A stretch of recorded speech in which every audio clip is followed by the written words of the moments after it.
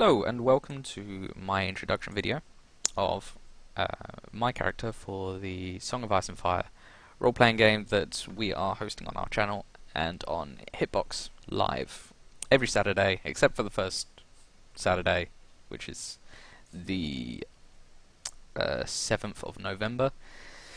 We're doing it Wednesday the 4th of November 2015, should also mention. All links can be found in our introduction video, which is in the playlist that this video can be found on our channel, which, if you're not on the channel, I don't know where you found this video, to be honest. But let's go into Sir Alaric, my character. He, being an anointed knight, has his own heraldry, which is very similar to the house's heraldry, just with a white downward chevron. Don't mind the black outline, that just kind of came with the picture for some reason. His goal is mastery in fighting and warfare. His motivation is the excellence in both. His virtue is courageous, but his vice is he is ambitious. I'm just going to go through this document with you in case you don't like reading. And you just want to hear my sweet, lovely voice serenade you to sleep on the bus, or flying a plane, or on a train. I'm not sure what you're doing. But either way, I'm going to go through this lovely document, then through the character sheet to tell you everything about my Reach Knight, Sir Alaric. The little phrase that goes with the character is, "Your strength was forged in many a battle, yet the blood you spilt was all to defend your house." That is a pretty good summary of him. But let's go. I'm going to monologue. I hope you guys don't mind my voice all that much. But here we go. Known as Alaric to family and Sir Alaric to everyone else, he is the grizzled knight of the battlefield. Trained in the art of war and accomplished in fighting, he stands proud, knowing he deserves his title. Determined to become the next Dragon Knight, he practices every day without fail. His huge size makes him imposing on the battlefield and strikes fear as he swings his greatsword in one hand. Even when the last winter came, he trained while his armor froze over him. Alaric doesn't beat around the bush when it comes to most things. When it comes to family matters, he does. He doesn't speak poorly of anyone in the family. He loves them all. The only time he speaks negatively is about Lannis's craven attitude, but only with Decim. Alaric has aided with a couple of defences from Dornish raiders, all were successful. Never one for great feasts, he is either training, reading, or relaxing by the hearth. The family has heard of many heroic moments in Alaric's life, but the one that stands out the most would be the grand melee that took place when House Peak attacked the house. Alaric, being the last man standing, won his land with steel and fury. Alaric spent a lot of his early 20s commanding and fighting skirmishes with the Dornish. This gave him the warfare knowledge he possesses. To this day, he is still wary of the Dornishmen. Sadly, he couldn't gain notoriety through jousting due to his abnormally large size. The horse would tend to break after a short ride with the giant man on their back. To explain this would be the appearance of Alaric. This will explain why horses can't cope with him. Alaric is grizzled, bearded, and stands at a mighty 7 foot 6 inches, which I believe is something along 220 centimeters for all you people using that measurement. His chest, the size of a barrel, and the arms, as Malachi would put it, the size of small boars.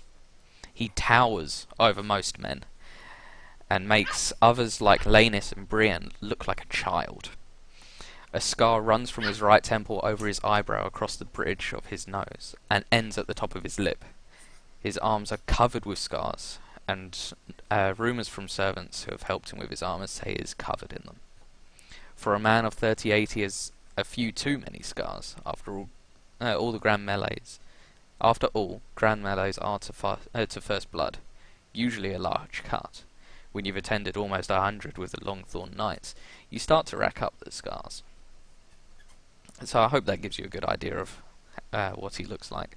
The picture I will be using for his token doesn't justify how large he is, but it gives a good look, or a good idea of how his face looks and how he holds himself. His personality: he is a true knight. He honours a woman, even if he can be rather flirtatious. He defends his family with fervour and adores them equally. He is a fighter. He's not much of a talker. Due to his size, he probably wasn't talked to all that much. Probably more admired in combat rather than talked to. But let's go on to my character's key moments. 10 years ago, at the tourney that distracted Leo Longthorn Tyrell away from House Peak's invasion of House Caladan, Alaric won the Grand Melee, earning himself the chance to tell Leo of Peak's indiscretions and winning himself and his family more land. 3 years ago, Alaric was travelling in a caravan with Lanus and Everin, his son, back home after a tournament. Along the roads by the forest, the caravan was attacked by 24 bandits. Alaric, hearing of such attacks, hadn't let the boys take their armour off, but didn't want to travel in force. What guards they had were quickly dispatched in the first volley of arrows from the north side of the road. Getting out of the carriage on the south side, Alaric formed a defence with the rest of the guards, and the skirmish ensued. Every guard had died, but a couple servants lived. During the fray, one bandit had broken the line and charged Lanus. In an act of defiance, Alaric stepped in the way of the attack and taking a nasty strike. With blood in his eyes, Alaric slew the bandit and collapsed to the floor in a slump. A couple days later, Alaric woke to his room where, according to Maester Cole, Lanus and Everin had brought him with the aid of the surviving servants. As the cut healed, a distinct scar remained, a constant reminder of the battle.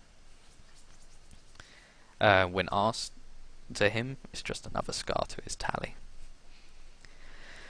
Shortly after his arrival at the family's castle, Alaric formed a group of soldiers and took them to the forest to deal with the bandits that took to inhabiting the area.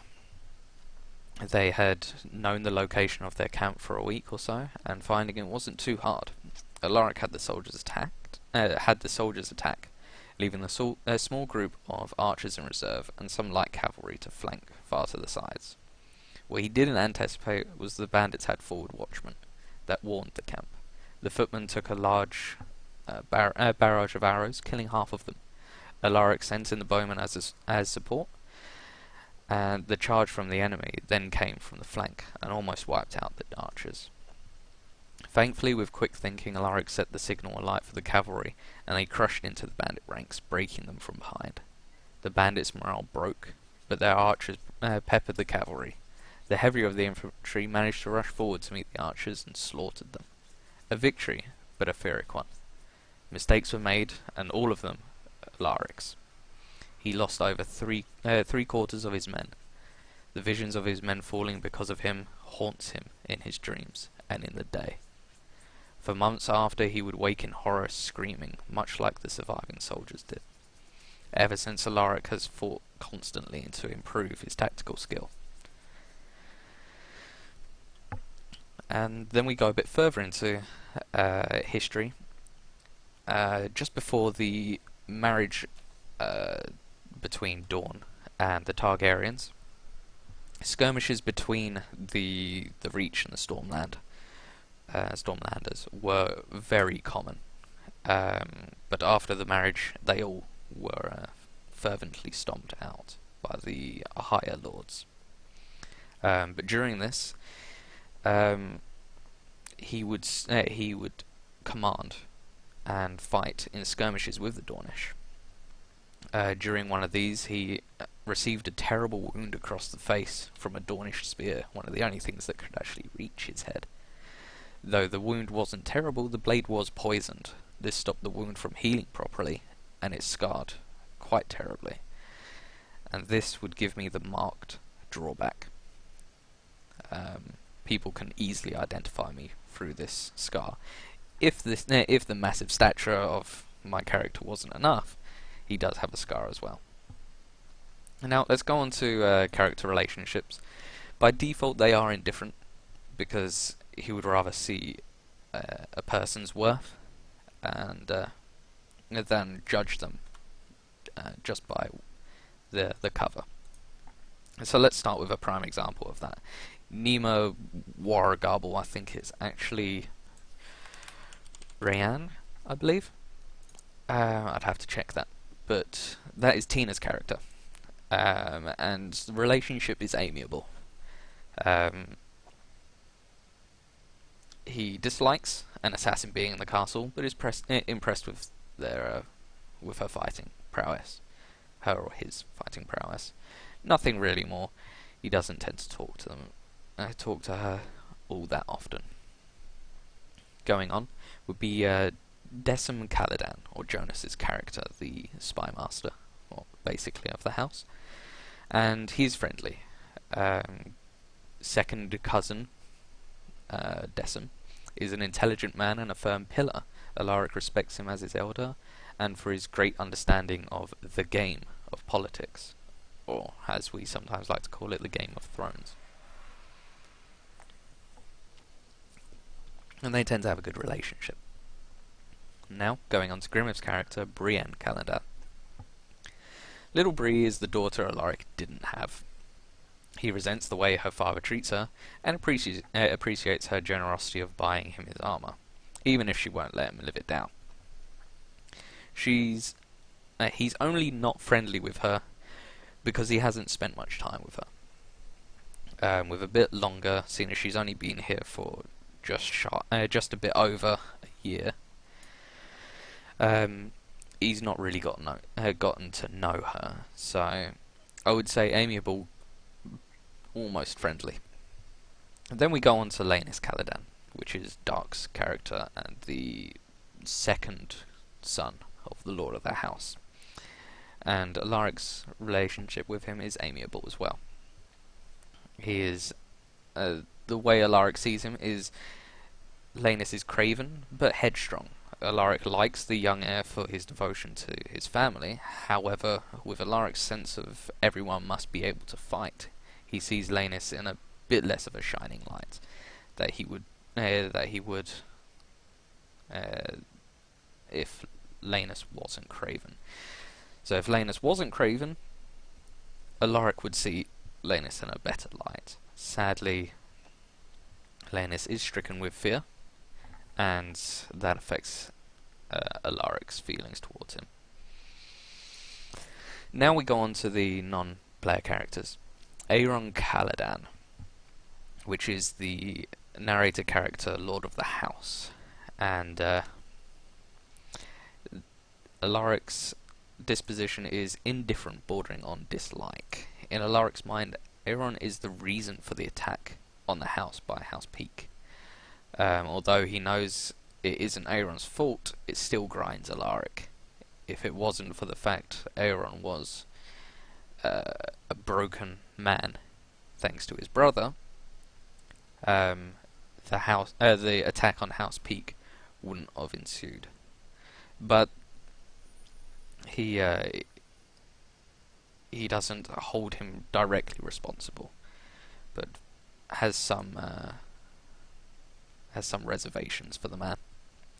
Then Evrin Caladan, the narrator character, which is Alaric's son, and he loves him as a father should.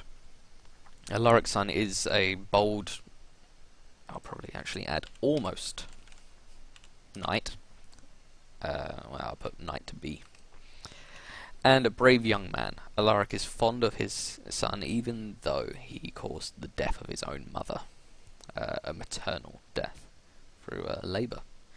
Alaric actively pushes Evrin to be friends with Laenys. Deep down, he hopes that this friendship will bring Laenys out of his craven ways, but you can only hope, really. And then Sir Halldamir Caladan, which is the narrator character, first son of the Lord of the House, and Alaric flat out dislikes him. He sees him as the traitor of House Caladan. Alaric holds great resentment to the young knight, will actively scoff at the mention of the traitor's name, when with only family. He will never disrespect the name of his of the true heir, or the technical heir of the House of Caladan. But when he's around family, he will actively scoff at the mention of the name. So I hope this gives you a good idea into the character that is Alaric Caladan. But let's go on to his character sheet. Here we are. Now, so we'll go from top to bottom. His name's Alaric Caladan, if you haven't got that by now. Being played by me, Halldamir, and he's a 38-year-old middle-aged man from House Caladan. Description and notes you pretty much know. So let's go from the abilities. From top to bottom we have agility, rating 3, although he is clumsy, which is one of the flaws I had to take for being middle-aged. This will give me -1 die, a penalty die on rolls for agility. They may not come up often, but they could do. This could be in the heat of the moment. I could just drop a set of keys which I need to get through a locked door. It could be a multitude of things. And then there's animal handling. It's just a 2. Probably down to his mammoth size. He wasn't able to ride many horses without them breaking, and people tend to not allow him to ride their horses. So he hasn't had much practice in the handling of animals, but he's skilled enough through squiring. Then we go on to athletics, which is 3. I've put 2 bonus die into run, so I can bump up my movement, and I have 1 bonus die in strength, so I can increase my damage with my weapon. 3 in awareness. He's pretty good at spotting things. Not the best, but what can you expect, really? 3 in cunning. He's not the most brilliant person in conversations, but he can hold his own, especially with one of the qualities that we will go on to later. 2 deception. He's not very good at deceiving people and blending into a crowd, obviously. When you're over 7 feet tall, you tend to loom over the crowd, not blend into it. And then we go on to endurance, which is at rank 5, because I needed 5 endurance to be able to take the massive quality, which gives him his abnormally large stature. And 2 bonus die in stamina, allowing me 2 rerolls for when I'm recovering from wounds, if I don't have a maester to attend to them. And then on to fighting, which is 5, which is classed as accomplished. Some people may actually seek out Alaric to be trained by him. He is very good with a sword. That being said, he has 3 bonus die in long blades, which is 3 rerolls using a long blade, such as a greatsword, which I use. 2 in healing. He's not a maester. 2 in knowledge. He's not a maester. 2 in language. He's not a maester. And 2 in marksmanship. He's so giant, bows tend to look quite small, and he's strong enough that he could probably break one of the strings. So he tends not to use bows. Maybe a crossbow, but he's not that great at it. He's never really practiced. Persuasion, which is an interesting one. I've only got 2 die in it. I do have a bonus die in seduce because of one of my drawbacks, which I'll go into in a minute. And another one of my drawbacks makes me re-roll 6s. So it's a very odd combination. A status of 3. He is a known knight. That is the same status as a landed knight, so a knight that owns a castle. Stealth 2. He's not going to be sneaking anywhere. This guy is a giant of a man. He's not sneaking. Survival. He spent most of his life in High Garden. He's not going to have been taught how to survive in the wilderness. He might know how to hunt a little bit, but nothing great. Thievery. Well, that goes with stealth. He's not going to be sneaking in anywhere and stealing something. And then warfare. This is the commander side of fighting. And that's why he has 4 in warfare. And tactics with 1 bonus die. And then finally, will with 3. This allows me to have 9 composure, which keeps me pretty secure for conversing and not easily swayed.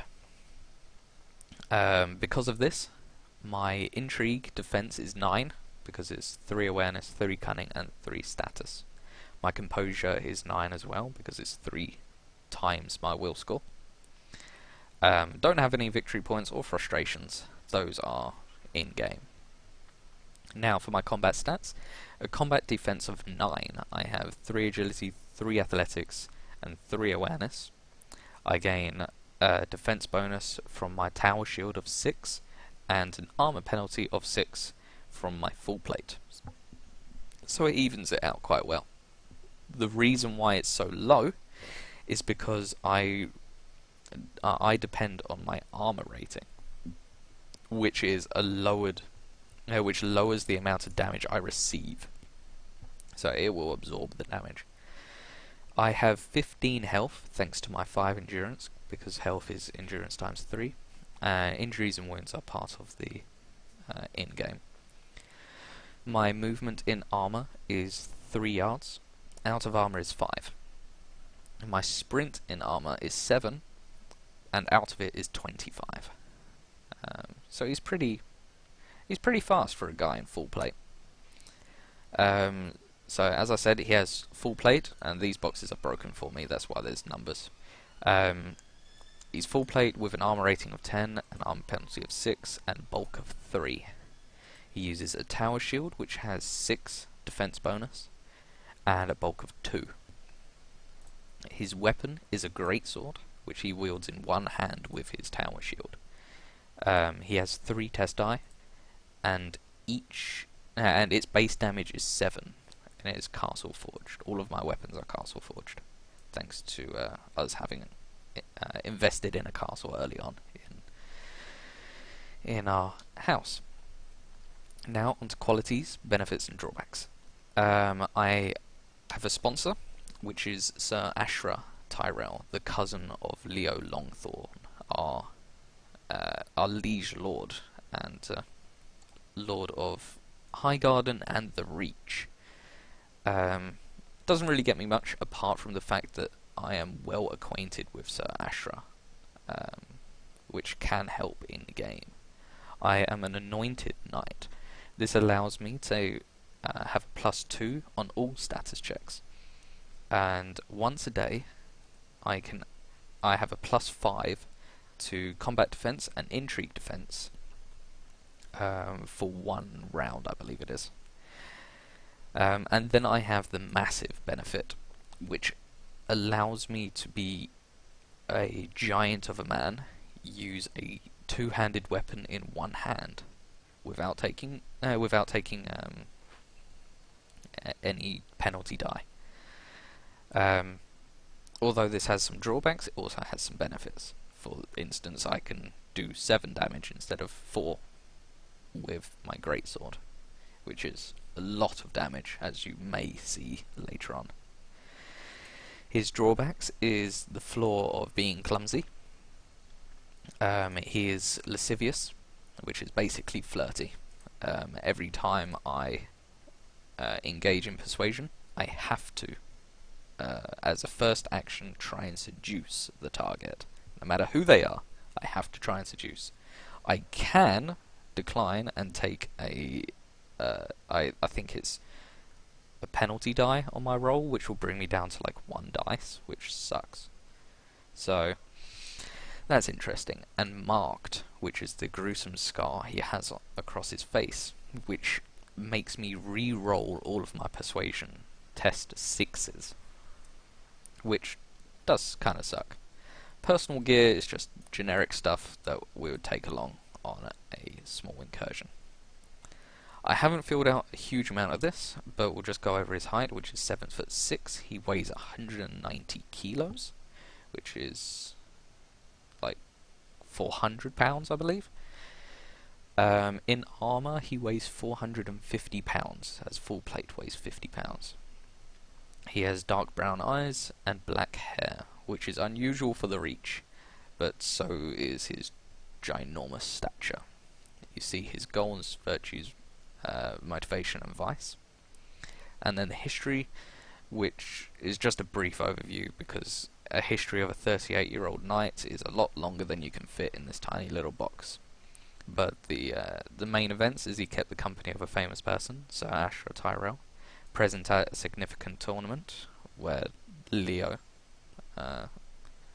was around, and has achieved a significant deed, which was won the Grand Melee. Sir Ashra Tyrell he squired for Sir Ashra, and was knighted by him as well. So, that is Sir Alaric Caladan. I hope this is a pretty good overview. I hope you guys enjoyed. It's been interesting doing a monologue. And leave any comments, any questions for me. Have a look in the playlist on our channel for A Song of Ice and Fire RPG.